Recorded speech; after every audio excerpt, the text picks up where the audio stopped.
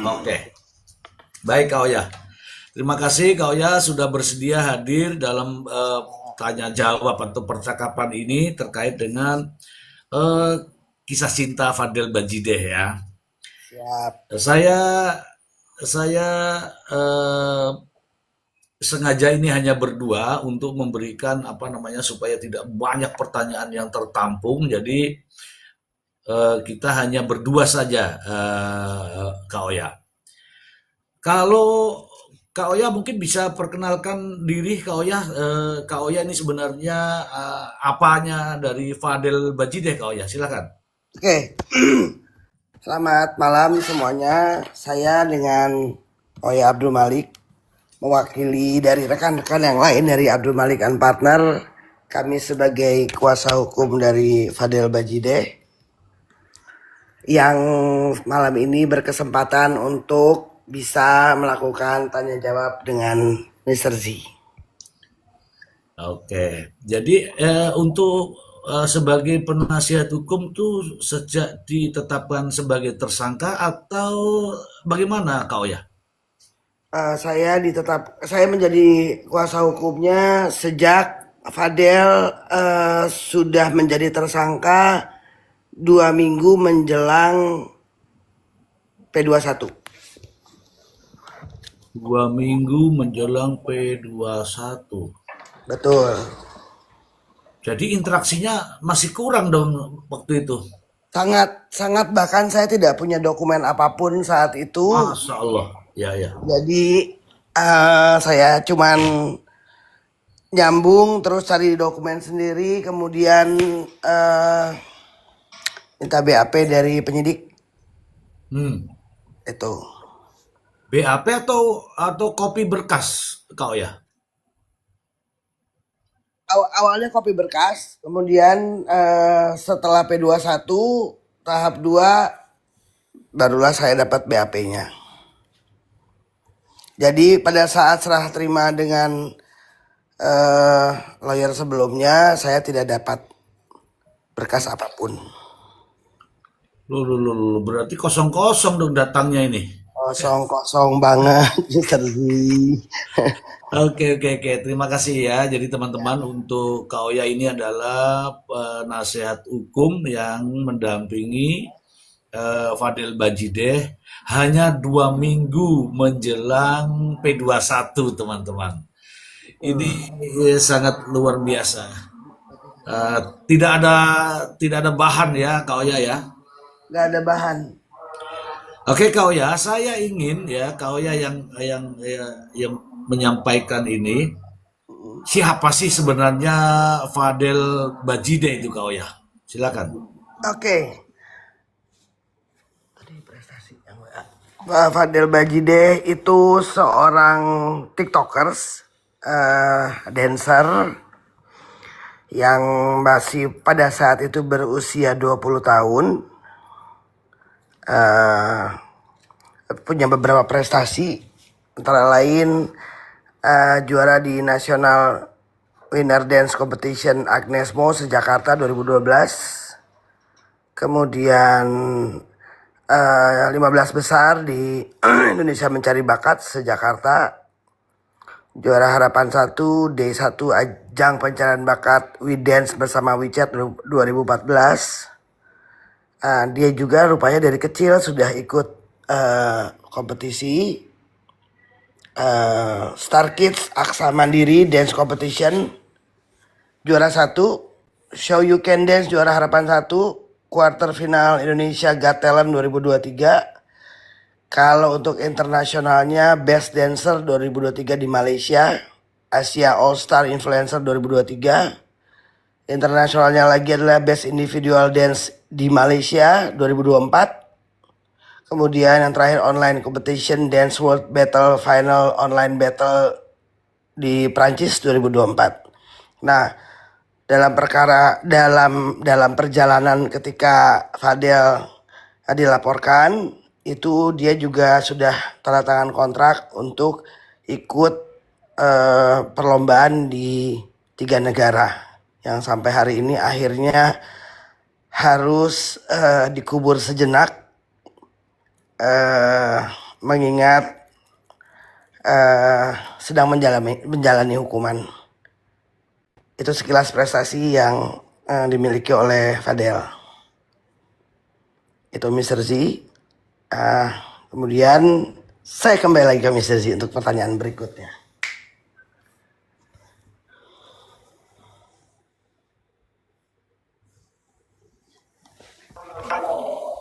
Untuk apa namanya, status dia ini sebagai pelajar atau sebagai mahasiswa kau ya? Silakan. Status Fadel sebagai mahasiswa di Universitas Mustopo. Jadi untuk sementara ini dia cuti, tidak bisa melanjutkan, tapi saya lagi mengajukan untuk bisa melanjutkan secara online karena kasihan harus kehilangan kesempatan untuk menyelesaikan sekolahnya. Posisinya mengajukan cuti kau ya? Saat ini mengajukan cuti. Oke, ini kalau saya dengar prestasinya luar biasa kau ya. Ini berarti Iya, prestasi ini apa? Entertain ya dalam bidang entertain ya kau ya? betul, betul. Berarti sudah bisa mendapatkan penghasilan dari situ kau ya? Ya, itulah makanya dalam dalam pledoi kami juga menyampaikan bahwa Fadel juga ikut menopang untuk ekonomi keluarga dari hasil uh, dance-nya dia baik di TikTok maupun di ajang-ajang perlombaan. Wah, ini sudah mendapatkan penghasilan ya. Sudah Mr. Z. Tadi tadi menyampaikan bahwa Fadel ini sejak kecil sudah mengikuti kompetisi-kompetisi begitu. Itu Betul. menarik kau ya. Ya, itu pun saya lampirkan dalam pledoi penghargaan-penghargaan, foto-foto ketika dia mengikuti kompetisi dari kecil hingga usia 20 tahun itu kita lampirkan juga. Wow. Oke, oke, kita lanjut ke pertanyaan berikut kau ya. Siap. Eh, dengan prestasi yang begitu besar, begitu banyak, kegiatannya juga begitu banyak. Ini saya ingin tanya ini, mulainya mulainya perkenalan.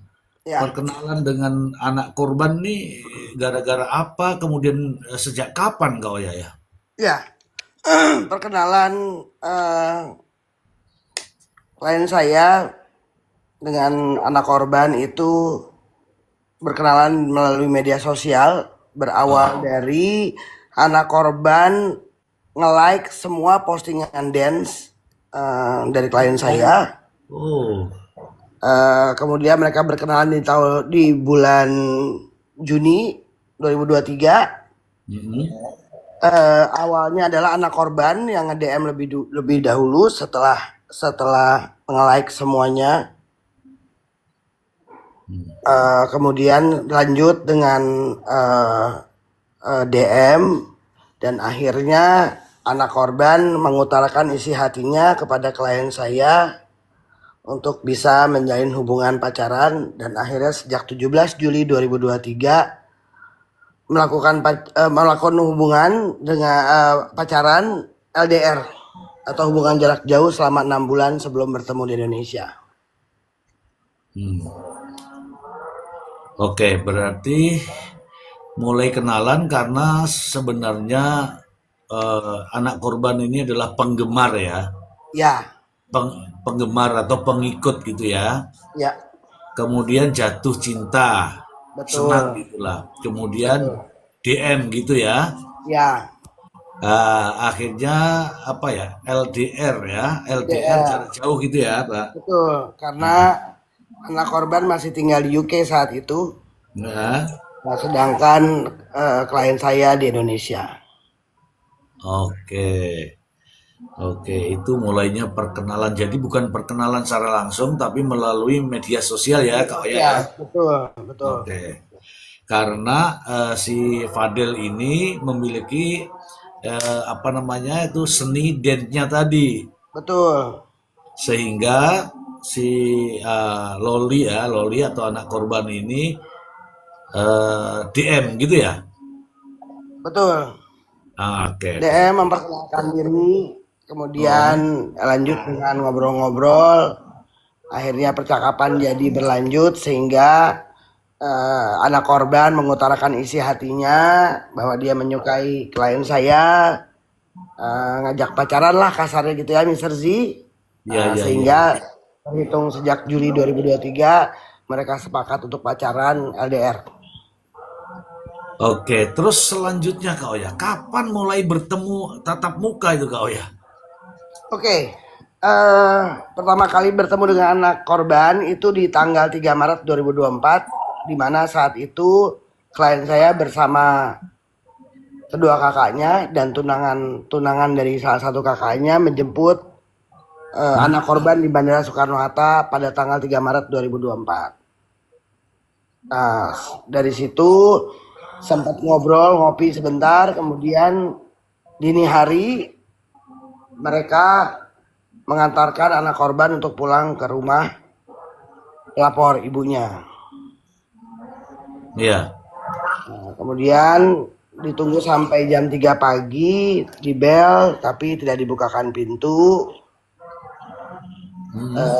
Kemudian sampai setengah 4 akhirnya karena tidak dibuka juga diputuskan untuk sementara diinapkan di apartemen saudara Lili. Saudara Lili ini adalah tunangan dari kakaknya klien saya, dari kakaknya Fadel. Oke.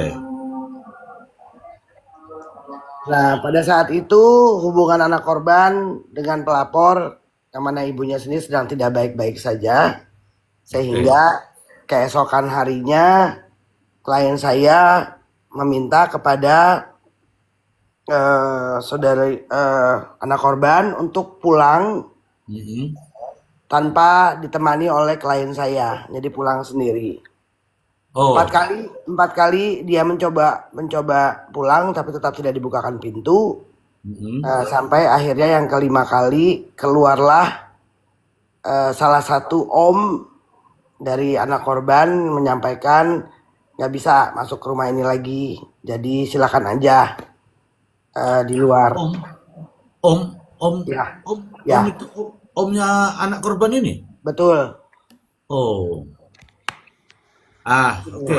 Nah, Kembali dulu kau ya, kembali ya, dulu. Ini pulang dari UK tanggal 3 Maret 2024 itu dalam rangka apa itu? Apa pindah sekolah atau selesai atau tamat atau apa? belum selesai sekolah Hmm? itu pulang karena kan memang ibu korban mengemail sekolahannya di sana bahwa beliau melepaskan tanggung jawabnya terhadap anak korban sehingga anak korban tidak bisa melanjutkan sekolah. Ya itu akhirnya jadi sempat tinggal di rumah salah satu orang Indonesia yang ada di sana yaitu Ibu Eda. Hmm? Ya, kemudian atas bantuan Ibu F, dia dapat suaka di sana sehingga sempat bekerja di salah satu restoran di sana hanya untuk uang saku dan bertahan hidup. Dan akhirnya memutuskan untuk pulang ke Indonesia karena klien saya menyampaikan pulang saja, kita menikah saja supaya kamu tidak luntang-lantung di negara orang. Oh, stop, stop, stop, stop, stop. Jadi statusnya di sana bukan lagi pelajar pada saat itu. Bukan. Terus diminta pulang ke Indonesia dengan niat untuk dinikahi. Ya, sebetulnya nggak diminta pulang, tapi anak korban tuh berkeluh kesah bercerita kepada klien saya bahwa ya Mhm. seperti kita tahu bahwa hubungan dia tidak baik dengan orang tuanya, dia tidak bisa pulang karena katanya sudah dibuang. Oh, Sehingga klien saya menyampaikan bahwa ya udah, kalau memang mau pulang nggak apa-apa, kita nikah aja supaya perseteruan kamu dengan ibu kamu itu tidak perlu berlanjut. Nah, pada saat itu kenapa pertama kali habis dijemput itu langsung diantarkan oleh klien saya karena klien saya mau bertemu dengan ibunya untuk mengantarkan anak korban. oke. Oke, Ya, ya itu tadi ada penolakan ya Kak Oya ya. ya, Pada saat pulang kan ada penolakan. Setelah ada betul. penolakan itu eh, nggak memaksa masuk atau langsung tinggalkan rumah. Tidak memaksa masuk karena yang 4 kali itu benar-benar tidak dibukakan pintu. Oh, kok ini Nah, keempat kalinya. ya, pertama Hmm. satu nggak dibuka, dua nggak dibuka, tiga nggak dibuka, empat nggak dibuka. Kemudian yang terakhir omnya yang keluar, kemudian disampaikan bahwa ya udah nggak bisa masuk lagi, silakan aja pergi sama klien Oh, saya gitu. Nah, ada bukti anak korban membuat tangkapan layar sedang berada di depan gerbang, kemudian dengan status Mi, aku mau ketemu 5 menit aja untuk silaturahmi, tolong buka pintunya, tapi tetap tidak dibuka. Nah, itu kami lampirkan di dalam pledoi bukti itu. oke. Oke, Kak Oya. Oke, Kak Oya. Setelah penolakan itu Kak Oya, Ya, terus tinggal di mana ini anak korban ini? ya. Jadi malam itu, malam pertama pada saat diantarkan pulang sampai setengah 4 berupaya untuk ngebel tidak dibukakan. Anak korban memohon kepada klien saya untuk ya udah pulang ke rumah kamu aja. Kalau nggak saya kemana ini gitu ya. Oh, Kemudian klien saya berembuk dengan kakak-kakaknya malam itu untuk bagaimana ini anak ini mau gimana malam-malam perempuan itu dia nggak punya tempat tinggal. Akhirnya disepakati karena salah satu kakak klien saya yang bernama Bintang itu sudah punya tunangan orang Inggris yang tinggal di salah satu apartemen di Jakarta. Jadi dititipkanlah untuk beberapa lama di apartemen tunangannya kakak dari klien saya. hmm. Perempuan namanya Lili, orang Oh, Inggris. jadi, jadi tinggal sama-sama di apartemen itu. Iya, tinggal dengan Lili. Sampai akhirnya anak korban menyewa sendiri apartemen. Di Jadi lokasi itu? awalnya di lokasi itu, kemudian hanya 2 bulan, kemudian dia pindah lokasi lain. Oke, oke, oke, oke. Oke, tahan dulu kau ya. Saya ingin memberikan apa namanya narasi dulu kepada teman-teman di bawah. Ini bukan mau ngorek-ngorek, bukan ya. Kita ini ingin juga mengambil hikmah dari semua yang terjadi. Ya, Jadi kita ini juga orang tua, anak muda, kemudian perempuan, laki-laki, sama aja. Ini jadikan ini sebagai pembelajaran, bukan untuk mengulik kemudian apa namanya menjelek-jelekan kemudian mendukung, bukan itu ya teman-teman, bukan ya, itu. ya, Ini intinya untuk pembelajaran bagi kita semua teman-teman, bukan mencari kesalahan orang, bukan membenarkan perbuatan orang, bukan. Mohon maaf ya teman-teman ya. Oke, oke kau ya, setelah selesai kemudian ada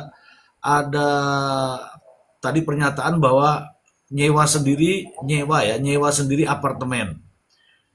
Eh, apa kegiatannya ketika itu, Kak Oya? ya.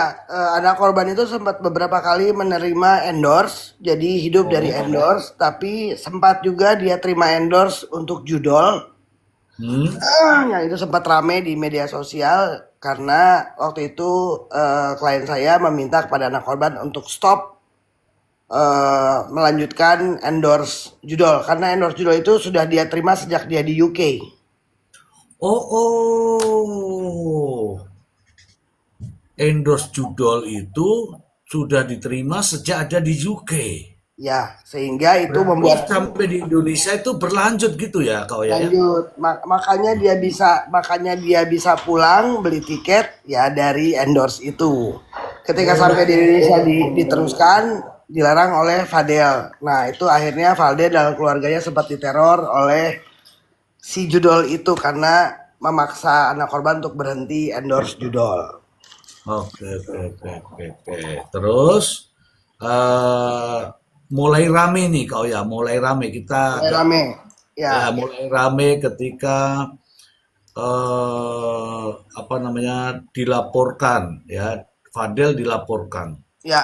Itu seperti apa sebenarnya peristiwa yang sebenarnya ya, antara dari Fadel sendiri dan dari anak korban sendiri mulai rame. Ya, mulai rame itu jadi awalnya adalah ketika klien saya mengupload foto klien saya bersama anak korban dengan tujuan memberitahukan kepada masyarakat bahwa mereka sudah resmi berpacaran. Oh, Kemudian dilihat oleh ibu dari anak korban foto itu, kemudian ibu anak korban nge-DM klien saya memaki-maki dan minta untuk di take down. Kemudian dijawab oleh klien saya bahwa kurang lebih bahasanya, tante, saya minta izin, saya sudah berpacaran sama anak tante. Kalau boleh saya bertemu dengan tante, tapi dijawab dengan bahasa yang kurang enak. hah? Kembali lagi dimaki-maki untuk take down. Akhirnya klien saya men-take down foto itu. Nah, dari situlah mulai rame. Oke, oke, oke. Berarti setelah jadian ya, pacarannya jadian tadi, Ya, kemudian dijadikan status mungkin ya, ya. atau video, Foto di Instagram. foto di Instagram, akhirnya di take down oleh ibunya Ya, dengan memaki-maki tadi. betul. Oke, Dengan oke, bahasa oke. yang kurang pantas. Tapi pada akhirnya si Fadel take down itu. Take down. Karena dia tidak mau ribut. Oh, oke, oke, oke. Nah, kita masuk kepada laporan ke polisi. Siap. Ya, saya melihat ya pada saat itu melihat lapor ke polisi, tetapi pada saat itu Fadel ini tidak langsung ditetapkan sebagai tersangka. Mungkin Kak Oya mungkin ada ceritanya pada saat laporan itu Kak Oya. Iya, kalau saat laporan kan waktu itu kebetulan PH-nya bukan saya, tapi kemudian ketika saya masuk akhirnya saya tahu dari mulai laporan dibuat sampai 6 bulan penyidik tidak bisa menaikkan status Fadel dari terlapor menjadi tersangka karena memang tidak ada bukti yang bisa membuktikan apa yang dituduhkan kepada saudara klien saya. Kemudian eh, kalau semua lihat ada satu momen di mana anak korban kabur dari rumah aman, lari ke Polres saat itu. Kemudian setelah dia bertemu dengan PH yang sebelumnya sempat ngomong, kemudian tiba-tiba dijemput lagi. Nah, setelah itu hadir didampingi oleh ibu korban dan PH-nya. Disitulah terjadi perubahan BAP dan langsung naik menjadi status tersangka. Oke. Ya, Status tersangka langsung penahanan langsung penahanan. setelah laporan 6 bulan tadi. Ya, Oke, oke. Saya gambarkan dulu teman-teman ya. Ketika rame itu kemudian si ibu korban ini melaporkan ke polisi ya. Tetapi setelah laporan ke polisi ini diperiksa ini si Fadel, tetapi belum ditetapkan sebagai tersangka. Nah, 6 bulan kemudian setelah laporan ini barulah ditetapkan sebagai tersangka dan dilakukan penahanan. Begitu ya, Kak Oya ya? betul, betul, Mr. Z. Oke, oke. Izin Mr. Z, saya mau komentarin dulu ini yang di bawah yang namanya Anhi hadir. Jangan, jangan, Oh, jangan, nggak jangan, usah. jangan. Dia sudah tidak ada. Dia sudah tidak ada. Oke. Ya, Jadi mungkin ini ya untuk semuanya yang ada di room ini adalah tanya jawab saya dengan Mr. Z berdasarkan fakta persidangan. Nanti saya tentunya kami sebagai PH juga punya rekaman persidangan. Jadi bisa saya pertanggungjawabkan atas apa yang saya jelaskan di dalam tanya jawab ini dengan Mr. Z. Gitu Mr. oke. Z. Oke, oke. Terima kasih Kak Oya. Terkait dengan terkait dengan pernyataan-pernyataan ini, jawaban-jawaban ini, bisakah kita tayangkan kau ya? Eh, saya yakin Mr. Z bisa menayangkan yang perlu dan yang tidak perlu ya, karena saya khawatir nanti kan kita tahu di luar sana banyak yang mau goreng-gorengnya Mr. Z. Ya, Ya, oke, jadi oke, untuk oke. beberapa poin yang dianggap oleh Mr. Z penting, monggo. Oke, oke, ya pastilah saya akan melakukan potong-potongan tayangan ini karena ini juga salah satu edukasi terhadap anak-anak kita di masa Ya, yang akan datang. ya, Oke, ya, karena kaitannya dengan anak di bawah umur. Saya punya anak, teman-teman semua punya anak, jadi kita penting melihat kasus ini. ya, Begitu, untuk edukasi. ya. Selanjutnya Kak Oya, selanjutnya setelah ditetapkan sebagai tersangka oleh pihak Polres Metro Jakarta Selatan gitu ya. Betul. Oke. Apakah Kak Oya langsung mendampingi sebagai penasihat hukum? Belum. Oh, belum. Saya itu seminggu setelah ditetapkan jadi tersangka, saya belum bertemu. 2 minggu setelah sorry, 3 minggu setelah ditetapkan sebagai tersangka, baru saya bertemu dengan klien saya. Oke, ini menarik nih sebenarnya menarik. Kak Oya tiba-tiba, bukan tiba-tiba ya, 2 minggu sebelum P21, Kak Oya ditunjuk atau mendampingi lah. Ini apa? Pro bono? Pro bono. Oh, akhirnya ditunjuk nih, ditunjuk ya, Uh, ditunjuk jadi oleh. saya jelasin dulu, Mr. Z, Iya, iya, iya, iya, silakan, silakan. kenapa saya bisa bertemu dengan terdakwa pada saat itu, tersangka pada saat itu. Jadi saya sempat mengikuti berita ini, beberapa kali saya lihat, saya merasa kasihan karena anak ini seperti tidak diperhatikan hak hukumnya, tapi sibuk berseteru antara pelapor dengan PH. Kemudian Oh iya, iya, iya, iya. ya, saya melihat juga keluarga ini tidak berdaya untuk melawan hujatan dan hinaan dari masyarakat Indonesia. Nah, dari situ saya terpanggil kemanusiaan karena saya juga punya anak laki-laki dan saya juga punya anak perempuan. Oh, Dasar dari itu saya memberanikan diri datang ke Polres untuk menjenguk hmm, tersangka pada saat itu. Yang kemudian ketika saya datang, tersangka dan keluarga sedang duduk tapi tidak ngobrol, semua dengan tatapan yang kosong. oh, Kemudian saya duduk memperkenalkan diri. Mereka menyambut sekali dengan hangat karena mereka merasa bahwa di luar sana sudah tidak ada lagi orang yang percaya dengan mereka.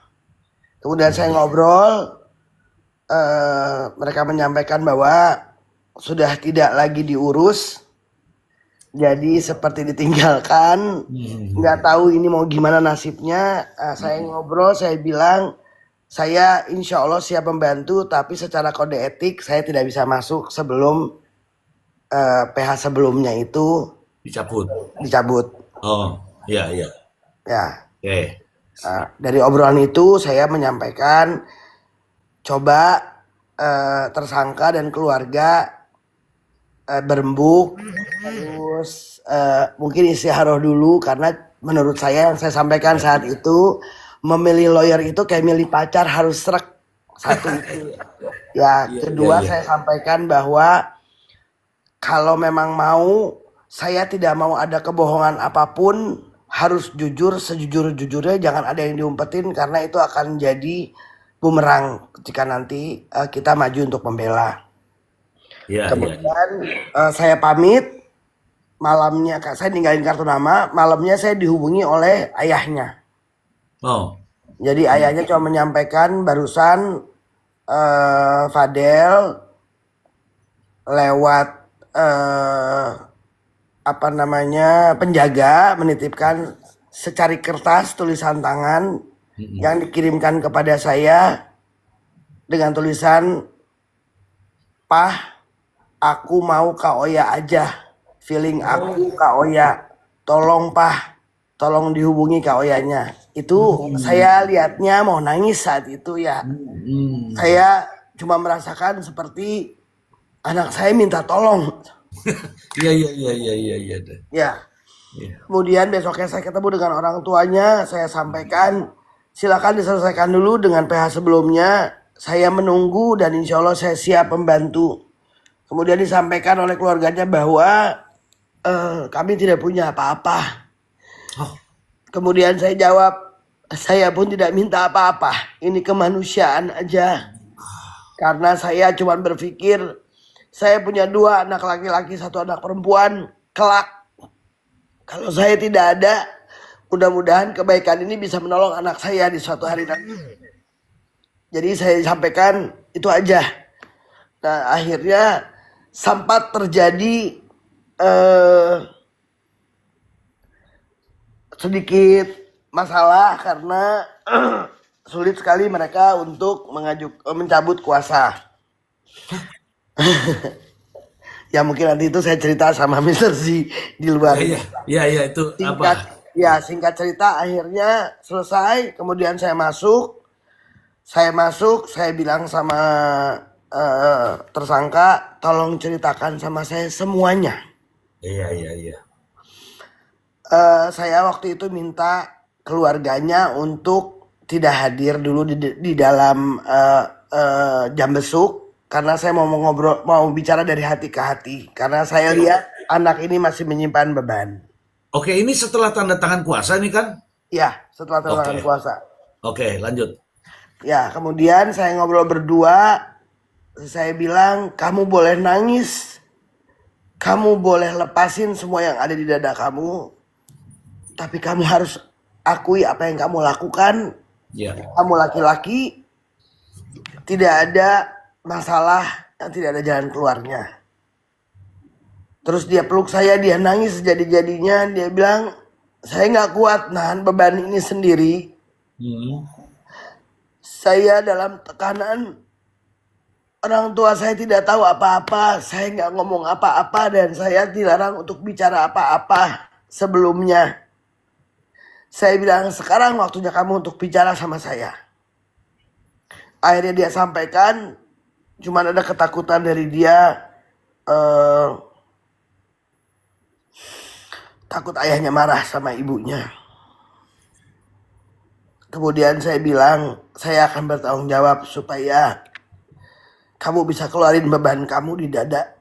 Akhirnya dia cerita, kemudian saya pulang, saya hubungin keluarganya, saya undang ke rumah, saya sampaikan. Saya bilang tidak boleh ada yang marah, sudah terjadi, sekarang waktunya rapatkan barisan.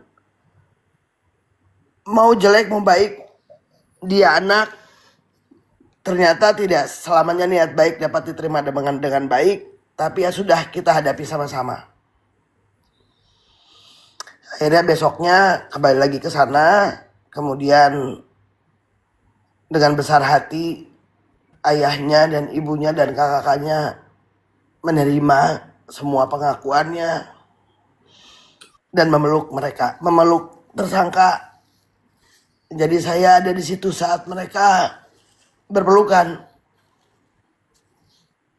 Nah, kemudian saya sampaikan kepada tersangka untuk sampaikan di BAP tambahan apa yang belum kamu sampaikan. Oh, Akui apa yang belum pernah kamu akui. oh, Saya bilang tidak ada kata terlambat. Lebih baik kamu hina di hadapan Tuhan. Tapi Tuhan buka pintu maaf dan ampunan untuk pendosa. Dan Tuhan lebih mencintai tobatnya seorang pendosa. Nah, akhirnya dari situ dia bilang, Kak, sekarang dada aku enteng. Gak ada yang aku umpetin lagi dari siapapun. lega ya setelah mengungkapkan semua itu ya, Kak Oya ya. Ya, lega. Dan saya pun juga ikut lega. Selanjutnya hari-harinya dia lebih ceria. Setiap saya besuk dia udah bisa ketawa-ketawa, udah mulai berani Kak, aku mau pizza boleh nggak? Boleh dong, saya bilang. Karena Bisa. sudah Oh, ada minta gairah pizza. makan, sudah ada gairah makan. Oh, minta pizza dia. Minta pizza. Nah, Oh, iya, iya, iya. waktu itu bulan puasa, saya bilang kamu puasa, puasa. Saya bilang ini waktunya kamu berdoa dan berlutut minta tolong sama Tuhan, minta ampun. eh Jangan kemana-mana, tetap aja menjadi diri kamu, perbaiki apa yang sudah terjadi, bikin pengakuan saja antara kamu sama pencipta. Karena kalau kamu bikin pengakuan minta maaf, Tuhan nggak akan ungkit-ungkit. Ya, dari sejak itu hari-hari saya cuma datang besok untuk kasih support. Saya bilang sama dia, mulai hari ini kamu adik saya, bukan klien saya. Oke, oke, Ya, oke, oke. Sejak itulah dia menjadi sosok adik gitu ya, Kak Oya ya. ya, ya, ya. Oke, Kak Oya. Tadi ada penjelasan terkait dengan pengakuan Fadel, kemudian diakui semua perbuatannya, kemudian minta maaf ke orang tuanya. Bagaimana sikap orang tuanya saat pertama kali, Kak Oya? Waktu pertama kali, waktu saya sampaikan marah besar, Ya, ayahnya cuman bilang, iya, ya namanya orang tua kecewa. Ayahnya sempat marah besar, itu yang dikhawatirkan oleh tersangka bahwa dia akan dipukulin oleh ayahnya karena keras. Tapi saya sampaikan kepada ayahnya, Pak, ini darah daging Bapak. Semua melakukan kesalahan. Jadi dimaafkan karena sudah terjadi.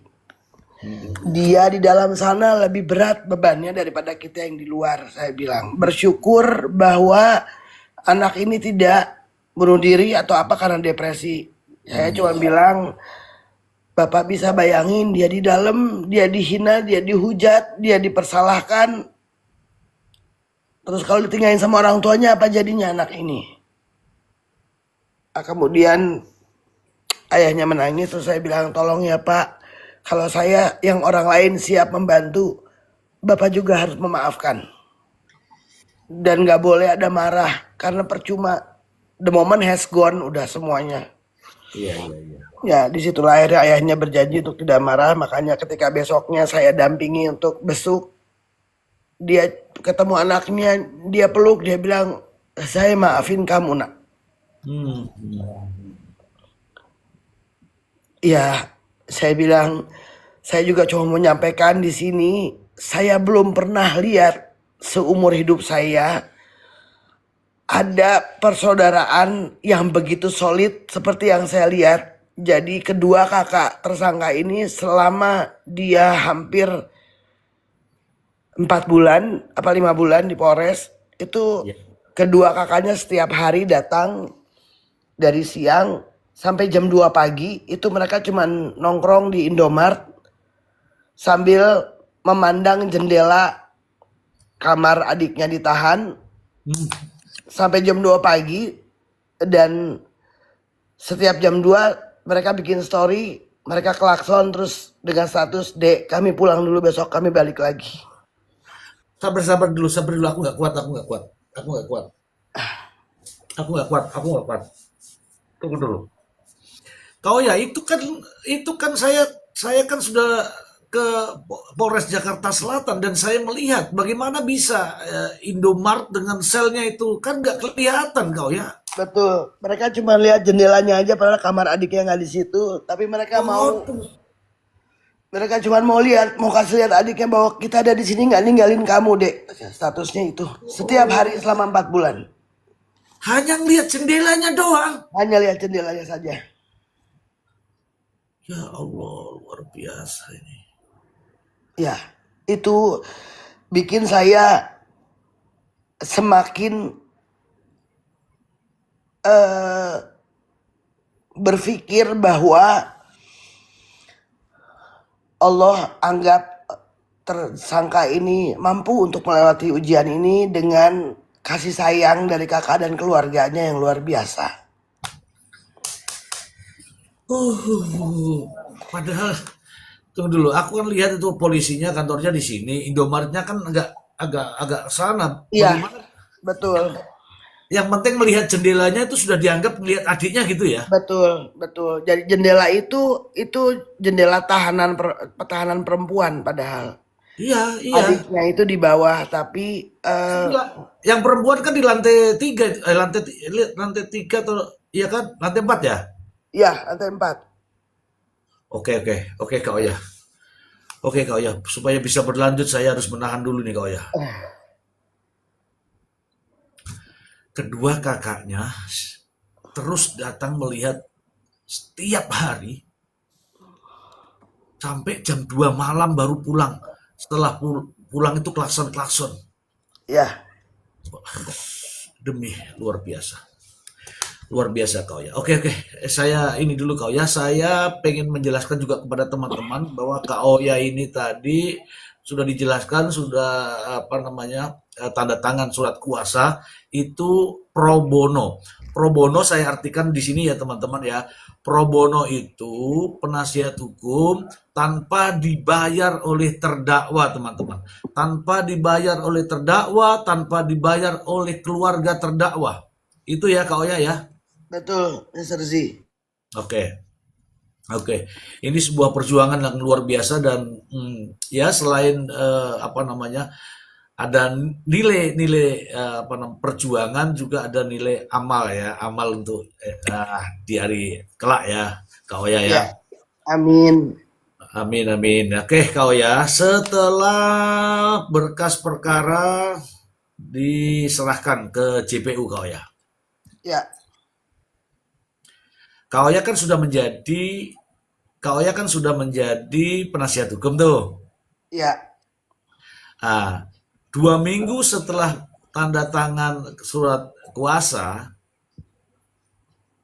tiba-tiba kasus tersebut P21. betul, Padahal Kak Oya belum belum begitu banyak menerima informasi tentang kasus tersebut. betul. Bagaimana Kak Oya bisa menghadapi itu? Sebentar teman-teman ya, sebentar. Sebentar. Ya. Kak Oya ada masalah dengan handphone?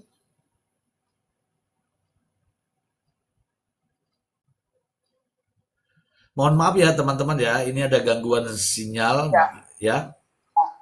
maaf, saya harus jawab. Ada WA penting yang mesti saya jawab. Oke, lanjut, Mr. Z. Maaf.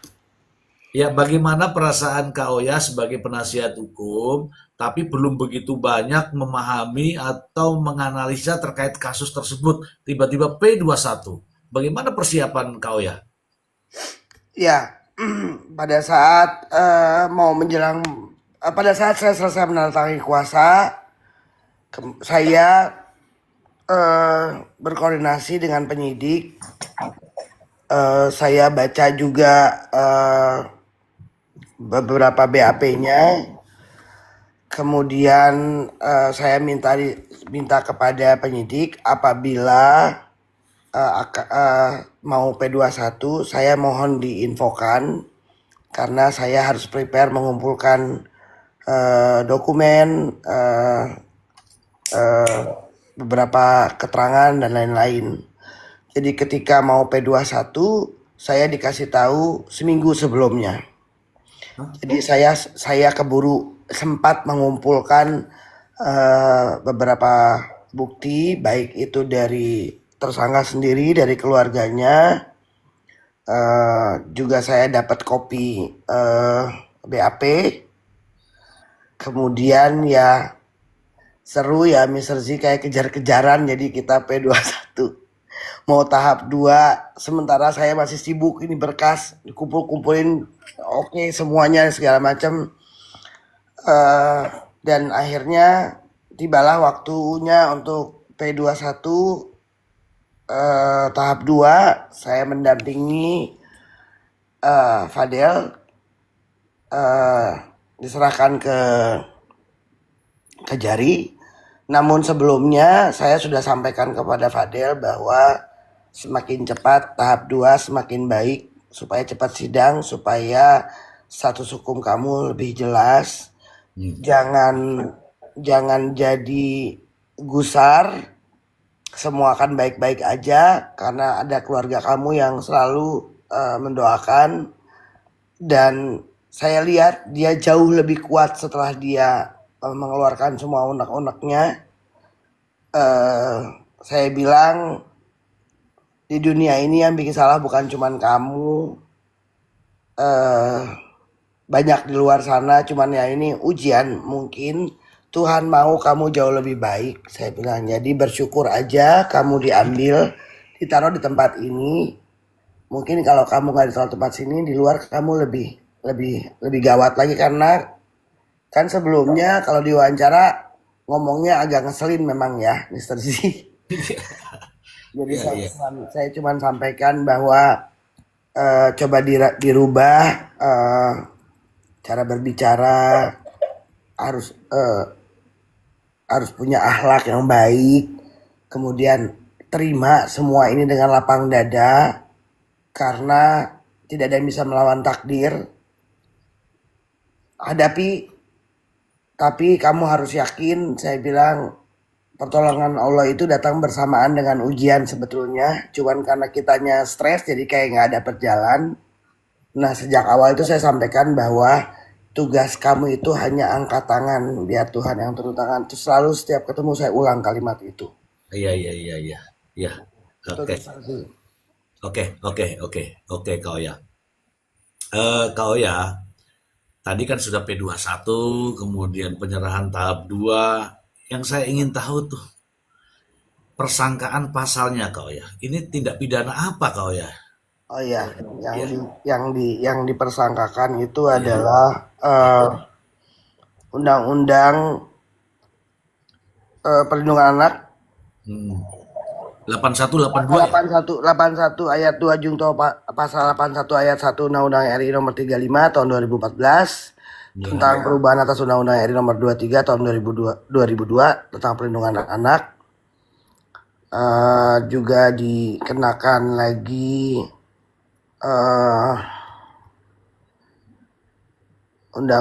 pasal 428 ayat 1 huruf A Jungto pasal 60 Undang-Undang RI nomor 17 tahun 2023 Undang-Undang Kesehatan sebagaimana dakwaan kedua, alternatif kedua.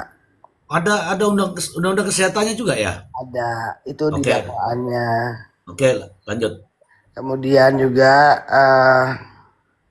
dikenakan pasal, sorry ya, akhirnya dua itu yang masuk, 81 sama 428. Yang Eh, 77? Sebentar saya baca lagi ke atas. Iya, Ya, iya. ya. Pasal 77 ayat 1 Undang-Undang RI nomor 35 tahun 2014 tentang perubahan atas Undang-Undang RI nomor 23 tahun 2002 tentang perlindungan anak sebagaimana telah dirubah dengan Undang-Undang RI nomor 17 2016 tentang penetapan Perpu pengganti Undang-Undang RI nomor 1 tahun 2016, perubahan kedua atas Undang-Undang RI 23 tahun 2002 tentang perlindungan anak menjadi undang-undang, atau kedua pasal 428 ayat 1 huruf A Junto pasal 60 Undang-Undang RI nomor 17 tahun 2023 tentang kesehatan, atau pasal 348 ayat 1 Undang-Undang RI nomor 1 tahun 1946 Kitab Undang-Undang Hukum Pidana. Oke, oke. Dari pasal-pasal itu kalau diterjemahkan dalam bahasa sederhana ya, bahasa kasus. Perbuatan apa saja ini Kak Oya? Undang-Undang Perlindungan Anak, Undang-Undang Kesehatan, Undang-Undang Perlindungan Anaknya itu sama sama JPU direndengkan dengan Undang-Undang Perlindungan Anak dan Oke. Oke, begini, mungkin begini ya. Perbuatan persetubuhan atau cabul terhadap anak di betul, bawah umur, betul, kemudian aborsiong, betul. yang kesehatan, undang-undang kesehatan tadi Iya, aborsiong itu. aborsi yang ada undang kesehatan. Nah, kalau dikenakan dengan ini, dengan yang aborsiong itu, apa Ya. peran peran menurut kau ya? Apa perannya? Nah itu kan di dalam dakwaan itu perannya kan persetubuhan itu kan akibat bujuk bujuk rayu ya segala macam sehingga dari persetubuhan itu mengakibatkan kehamilan. Itu persetubuhannya. Ya, nah Ya, terus yang undang-undang kesehatannya kan terkait dengan itu. Yang abortion. Ya, ya, makanya kan ini apa peran dia? disampaikan di dalam dakwaan, peran Fadil adalah memaksa dengan kekerasan dan mengancam eh, untuk melakukan aborsi. Kalau kalimatnya ya, kalau enggak dia mah kalau enggak dinikahin. Oh, oke, oke, oke, Baik-baik oke, kebujuk oke. rayu. Paham nih. Nah, Ya, oke, oke, oke. Setelah tahap 2, kemudian jaksa penuntut umum mengajukan dakwaannya. Dakwaannya jadi itu semua ya, Kak Oya ya? iya, iya. Oke, oke, Kak Oya, oke. Oke, kemudian kita masuk pada fakta-fakta persidangan, Kak Oya. Ya. Ini yang menarik nih, Kak Oya. Ini begini teman-teman, mohon maaf semuanya, mohon maaf. Karena kami itu tidak tahu bagaimana persidangan di dalam pengadilan itu ketika kasus ini. Sebab kasus ini menyangkut masalah anak. Kalau kasus menyangkut masalah anak di bawah umur, maka sidang tertutup, teman-teman. Sidang tertutup. Jadi kita tidak tahu fakta persidangannya seperti apa. Jadi memang kita tidak bisa mengulasnya. Yang kita lihat hanya berita-beritanya, sidang, oh sidang, oh sidang, tapi tidak pernah tahu ya teman-teman bagaimana proses pembuktiannya. Nah sekarang nih, Kak Oya, karena kami tidak tahu, mohon Kak Oya sampaikan. Mulai dari anak korban dalam kesaksiannya terhadap dakwaan Fadel. Oke. Bahwa anak korban mengenal terdakwa dan mempunyai hubungan dekat atau pacaran dengan terdakwa. Disampaikan juga oleh anak korban bahwa mereka pacaran sejak 17 Juli 2023. Dijelaskan juga oleh anak korban bahwa 3 Maret 2024 itu pertama kali bertemu dengan terdakwa ketika anak korban pulang ke Indonesia. Dijemput oleh terdakwa.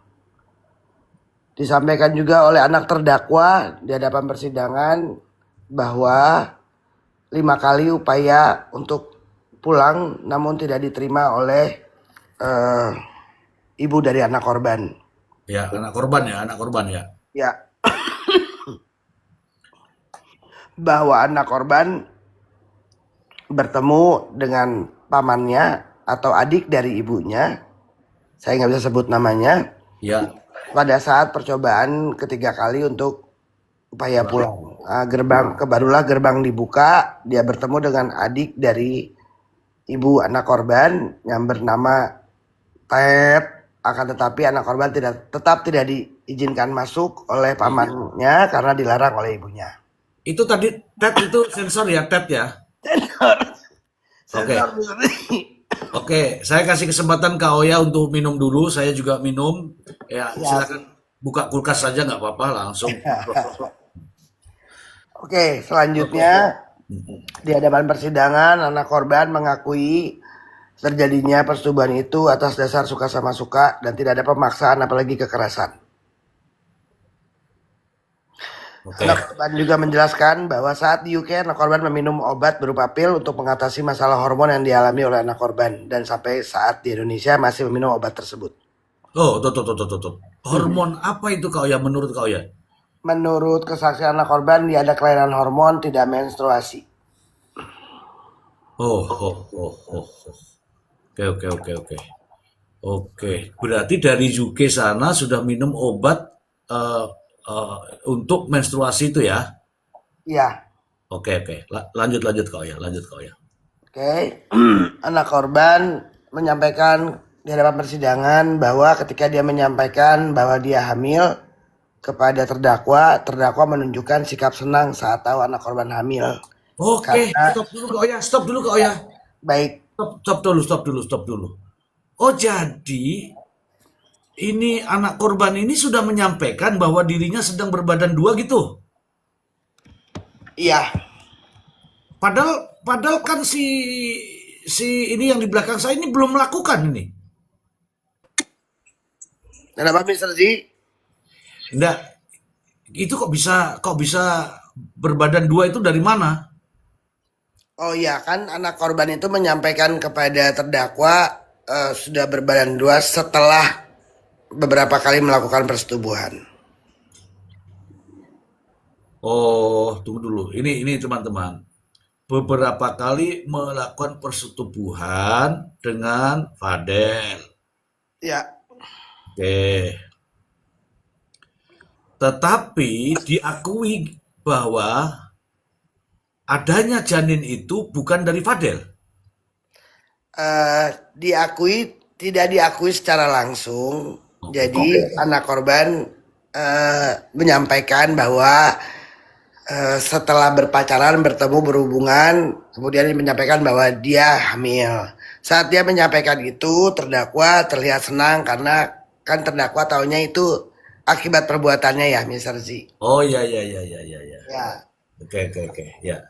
Kemudian di hadapan persidangan anak korban menjelaskan bahwa dia dengan inisiatif dia dan secara sadar dia memutuskan untuk aborsi walaupun terdakwa melarang untuk tidak diaborsi karena terdakwa mau menikahi dan mau anak itu lahir. Oke oke.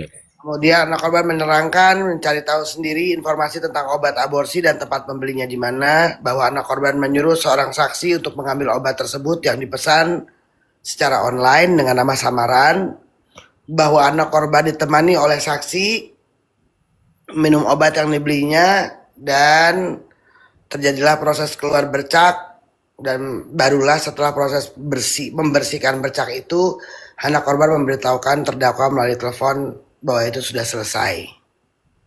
Anak korban juga menerangkan sempat bicara mengenai rencana pernikahan setelah masalah ini selesai. Jadi di hadapan majelis, anak korban menerangkan bahwa mereka berdua itu berencana menikah, tapi keburu dilaporkan dan ditahan, maka pernikahan itu tidak jadi. Bahwa anak korban menerangkan juga terdakwa sudah menunjukkan keseriusannya untuk menikahi dengan memberikan cincin atau promise ring. Itu sudah diberikan sebelum ada pengakuan anak korban hamil. Oke oke oke oke. Oke.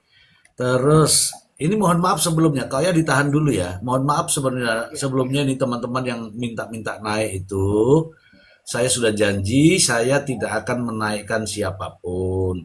Silahkan kalau Anda mau nambah-nambahkan pertanyaan boleh, tapi untuk naik tidak saya naikkan teman-teman. Kenapa? Karena saya sudah sepakat. Ini kesepakatan benar-benar sepakat ini. Gitu ya teman-teman ya. Oke ya teman-teman ya. Oke. Oke, setelah dakwaan disusun oleh jaksa, kemudian fakta-fakta persidangan. Eh, tadi sudah menceritakan bahwa ada cerita yang tadi mengatakan bahwa hamil kemudian ingin sudah mempersiapkan diri untuk menikah bahkan, dan Fadel pun bertanggung jawab karena merasa bahwa itu hasilnya gitu. Eh, kemudian ada nggak diceritakan tentang di situ di dalam fakta persidangan selain Fadel yang melakukan kau ya. Kalau di dalam fakta persidangan tidak dijelaskan, cuman dalam fakta persidangan akhirnya terungkap dari ahli forensik bahwa menurut pemeriksaan dan hasil pemeriksaan kepada anak korban, ahli spesialis forensik dan mediko legal Rumah Sakit Cipto Mangunkusumo menyatakan bahwa menerangkan telah melakukan pemeriksaan pada tanggal 19 September 2024 kepada anak korban. Bulan September itu setelah si janin sebesar bayi itu keluar. Nah, dari keterangan ini Polres Jakarta Selatan meminta untuk diperiksa atas dugaan persetubuhan di bawah umur dan aborsi tidak sesuai dengan undang-undang. Bahwa saksi ahli forensik menerangkan saksi telah melakukan pemeriksaan langsung terhadap anak korban di Rumah Sakit Cipto Mangunkusumo. Dengan hasil kesimpulan pemeriksaan ditemukan robekan pada selaput darah karena benda tumpul, ditemukan Saya nggak bisa sebutin semuanya ya, Mr. Z. Oke. Luka-luka, Pakai tab begitu. ya, luka-luka yang diakibatkan benda tumpul, lebam-lebam itu diakibatkan oleh ketika ditarik dan digotong secara paksa, dia jemput paksa oleh beberapa orang yang pada saat itu juga ada ibu tersangka menjemput dari apartemen. Jadi karena mungkin dipegang cengkram terlalu keras, jadi ada lebam-lebam. Ya. Oh, waktu dikeluarkan